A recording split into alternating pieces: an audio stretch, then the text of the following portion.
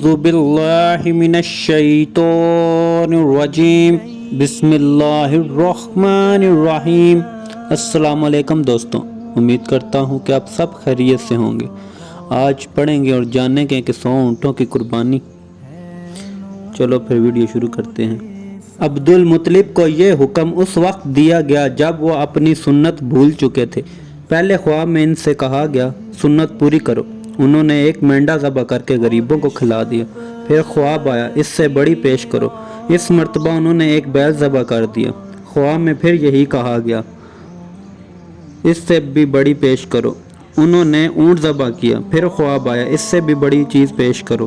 انہوں نے پوچھا اس سے بھی بڑی چیز کیا ہے؟ تب کہا گیا اپنے بیٹوں میں سے کسی کو ذبح کرو جیسا کہ تم نے سنت مانی تھی۔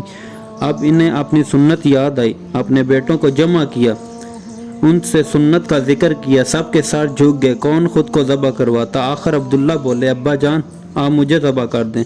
یہ سب سے چھوٹے تھے، سب سے خوبصورت تھے، سب سے زیادہ محبت بھی عبد المطلب کو انہی سے تھی، لہٰذا انہوں نے قرآن اندازی کرنے کا ارادہ کیا۔ تمام بیٹے کے نام لکھ کر قرعہ ڈالا گیا۔ عبداللہ کا نام نکلا۔ اب انہوں نے چھری لی، عبداللہ کو بازو سے پکڑا اور انہیں ذبح کرنے کے لیے نیچے لٹا دیا۔ جو ہی باپ نے بیٹے کو لٹایا باز سے ضبط نہ ہو سکا، فوراً آگے بڑھے اور بھائی کو کھینچ لیا۔ اس وقت یہ خود بھی چھوٹے سے تھے۔ ادھر باپ نے عبداللہ کو کھینچا۔ اس کھینچا تانی میں عبداللہ کے چہرے پر خراشیں بھی آئیں۔ ان خراشوں کے نشانات مرتے دم تک باقی رہے۔ اسی دوران بنو مخزوم کے لوگ آ گئے۔ انہوں نے کہا آپ اس طرح بیٹے کو ذبح نہ کریں، اس کی ماں کی زندگی خراب ہو جائے گی۔ اپنے رب کو راضی کرنے کے لیے بیٹے کا فدیہ دیے۔ اب سوال یہ تھا کہ فدیہ کیا دیا جائے؟ اس کی ترکیب یہ بتائی گئی کہ ایک کاغذ پر 10 اونٹ لکھے جائیں، دوسرے پر عبداللہ کا نام لکھا جائے۔ اگر 10 اونٹ والی پرچی نکلے تو 10 اونٹ قربان کر دیے جائیں۔ اگر عبداللہ والی پرچی نکلے تو 10 اونٹ کا اضافہ کر دیا جائے۔ پھر 20 اونٹ والی پرچی اور عبداللہ والی پرچی ڈالی جائے۔ اب اگر 20 اونٹ والی پرچی نکلے تو 20 اونٹ قربان کر دیے جائیں، ورنہ 10 اونٹ اور بڑھا دیے جائیں۔ اس طرح 10 کر کے اونٹ بڑھاتے گئے۔ عبد المطلب نے ایسا ہی کیا، 10 اونٹ بڑھاتے چلے گئے۔ ہر بار عبداللہ کا نام نکلتا چلا گیا، یہاں تک اونٹوں کی تعداد 100 تک پہنچ گئی۔ تب کہیں جا کر اونٹوں والی پرچی نکلی۔ اس طرح ان کی جان کے بدلے 100 اونٹ قربان کیے گئے۔ عبد المطلب کو اب پورا اطمینان ہو گیا کہ اللہ تعالیٰ نے عبداللہ کے بدلے 100 اونٹ کی قربانی منظور کر لی ہے۔ انہوں نے کعبے کے پاس 100 اونٹ قربان کیے اور کسی کو کھانے سے نہ روکا۔ سب انسانوں، جانوروں اور پرندوں نے کھایا۔ اب زہری کہتے ہیں کہ عبد المطلب پہلے آدمی ہیں جنہوں نے آدمی کی جان کی قیمت 100 اونٹ دینے کا طریقہ شروع کیا۔ اس سے پہلے 10 اونٹ دیے جاتے تھے۔ اس کے بعد یہ طریقہ سارے عرب میں جاری ہو گیا، گویا قانون بن گیا کہ آدمی کا فدیہ 100 اونٹ ہے۔ نبی کریم صلی اللہ علیہ وآلہ وسلم کے سامنے جب یہ ذکر آیا تو آپ نے اس فدیہ کی تصدیق فرمائی، یعنی فرمایا کہ یہ درست ہے، اور اسی بنیاد پر نبی کریم صلی اللہ علیہ وسلم فرماتے ہیں میں 2 دئی ہوں، یعنی حضرت اسماعیل علیہ السلام اور حضرت عبداللہ کی اولاد ہوں۔ حضرت عبداللہ قریش میں سب سے زیادہ حسین تھے، ان کا چہرہ روشن ستارہ کی مانند تھا۔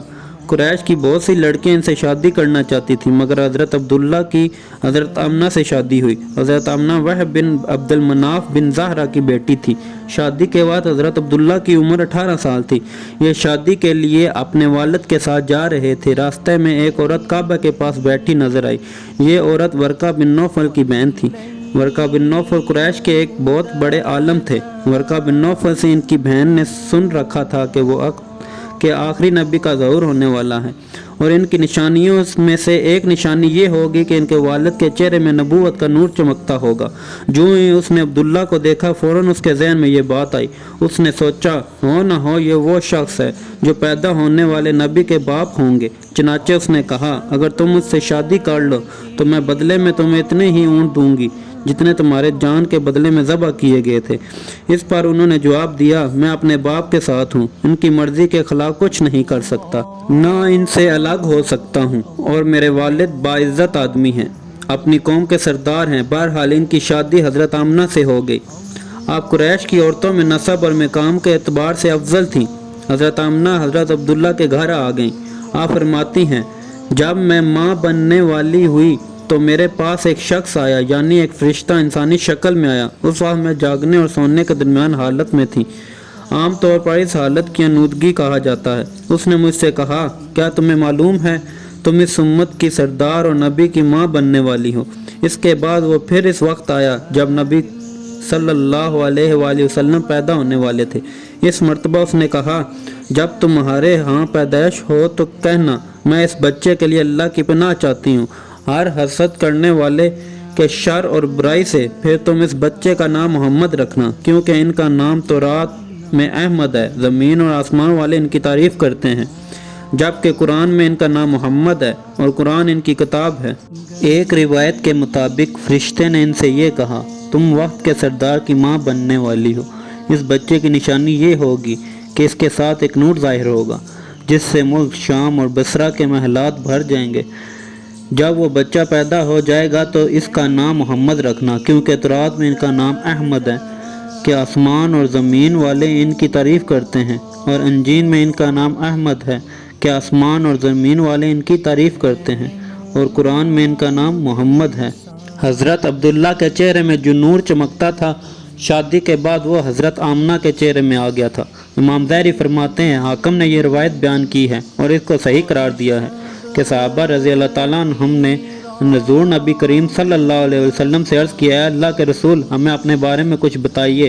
آپ صلی اللہ علیہ وآلہ وسلم نے ارشاد فرمایا، میں اپنے باپ ابراہیم علیہ السلام کی دعا ہوں، اپنے بھائی عیسیٰ علیہ السلام کی بشارت ہوں اور خوشخبری ہوں۔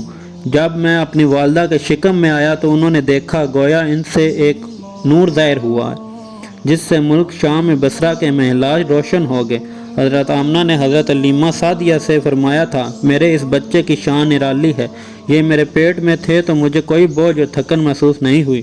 حضرت عیسیٰ علیہ السلام وہ آخری پیغمبر ہیں جنہوں نے آپ صلی اللہ علیہ وآلہ وسلم کی آمد کی خوشخبری سنائی ہے۔ اس بشارت کا ذکر قرآن میں بھی ہے۔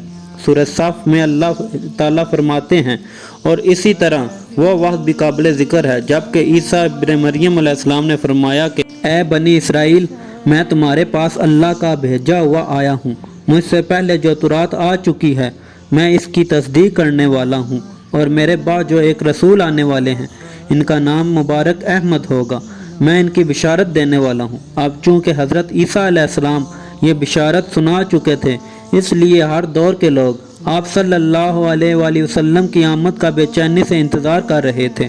ادھر آپ کی پیدائش سے پہلے ہی حضرت عبداللہ انتقال کر گئے۔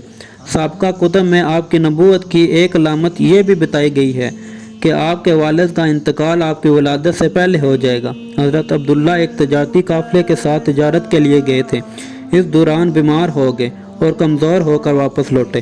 قافلہ مدینہ منورہ سے گزر رہا تھا تو حضرت عبداللہ اپنے ننہال یعنی بنو نجار کے ہاں ٹھہرے۔